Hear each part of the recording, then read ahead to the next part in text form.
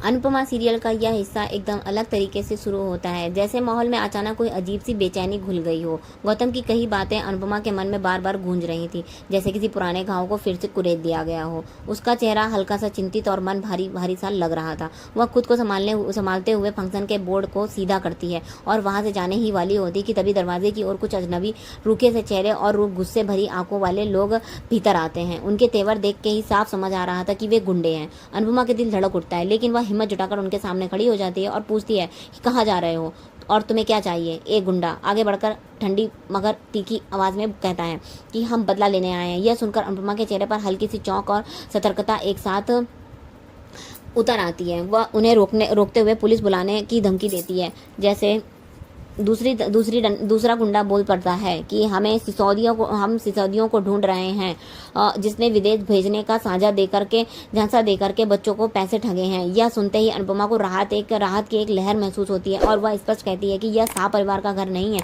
यहाँ कोई सिसोदिया नहीं है। गुंडों को अपनी गलती का एहसास होता है, वे माफी मांगते हैं और वहां से चले जाते हैं। अनुपमा गहरी सांस लेकर भीतर की घबराहट के दबाने की कोशिश करती है, मगर उसे इस बात का एहसास नहीं होता कि कहीं से कोई व्यक्ति उसे दूरबीन से देख रहा हो। अनुपमा खुद को संभालते हुए फिर से फंक्शन की ओर ध्यान देती है और कहती है कि अब कार्यक्रम शुरू किया जाए। वह पूछती है कि अंश और प्रार्थना कहाँ है। तभी राही मुस्कुराते हुए कहती है कि उनकी एंट्री ऐसे ही नहीं होगी, बल्कि स्पेशल एंट्री होगी।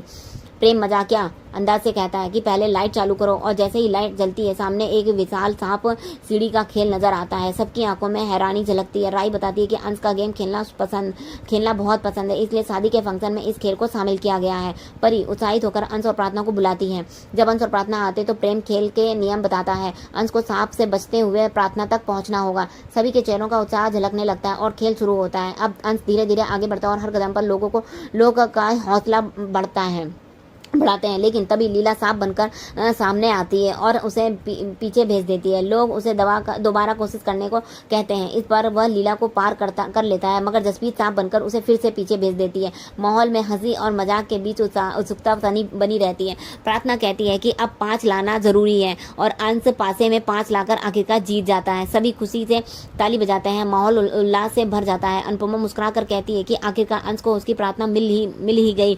सरदार प्रार्थना के गहनों की तारीफ करती है, लेकिन प्रार्थना के चेहरे पर हल्की उदासी साफ दिख रही थी। अनुपमा तुरंत समझ जाती है कि वह पराग और बाकी परिवार का इंतजार कर रही है। वह उसे समझाती है कि बेटी की शादी पिता के जीवन का सबसे बड़ा त्योहार है और उसका मन कहता है कि उसके पापा जरूर आएंगे अपनी माँ और मोटी बा को लेकर। अनुपमा प्यार से कहती है कि इंतजार करो, लेकिन खुशियों को जीना मत भूलो। प्रार्थना धीरे से कहती है कि वह खुश है, मगर उसे सबकी बात याद आ रही है। बाबूजी भी इस बात को समझते हैं और उसकी भावनाओं को मान देते हैं। अनुपमा बताती है कि फंक्शन शुरू होने से पहले एक रस्म बाकी है और लीला चौंक कर पूछती है कि अब कौन सी रस्म, और राही उत्सुकता और अनुपमा से कहती है कि उसे भी बताएं। अनुपमा थोड़ा हैरान होती है और राही तुरंत बात बदल देती है, जैसे उसे अपनी गलती का एहसास हो गया हो। इसी दौरान कोई दूर से पूरी हलचल पर नजर रख रहा होता है और अनुपमा को हल्का सा आभास भी होता है। सरता प्रार्थना का नेकलेस ठीक करती है तो पाकी तोसू से धीरे से कहती है कि सरता पर नजर रखनी होगी, यह गहना चोरी कर सकती है। तुरंत चौकस हो जाता है। वह अपने फोन से वीडियो रिकॉर्ड कर रहा होता है, लेकिन अचानक बैटरी लो हो जाती है। वह रिकॉर्डिंग चालू छोड़कर चार्जर लेने चला जाता है। कैमरे के सामने सरिता फोन पर किसी से बात करते हुए आती है और कहती है कि इतना पैसा कहाँ से लाएंगे, लेकिन कोशिश करेंगे। उसकी आवाज में चिंता साफ झलक रही थी। दूसरी तरफ ख्याति प्रार्थना की तस्वीर देख रही होती है। आंखों में नमी और मन में एक कसक लिए एक तस्वीर से ही सवाल करती है कि आखिर उसने अपनी माँ की जगह अनुपमा को क्यों चुना।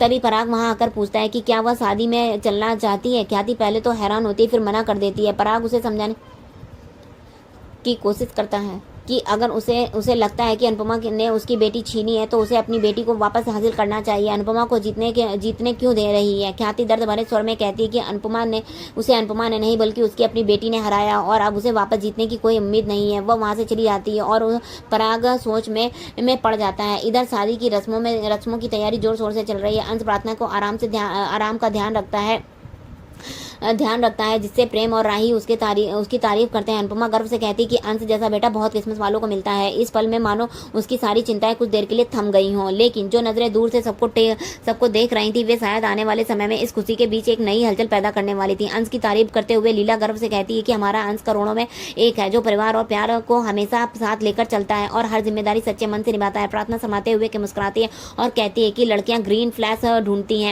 ढूंढती हैं, लेकिन उसे तो ग्रीन फॉरेस्ट ही मिल गया है।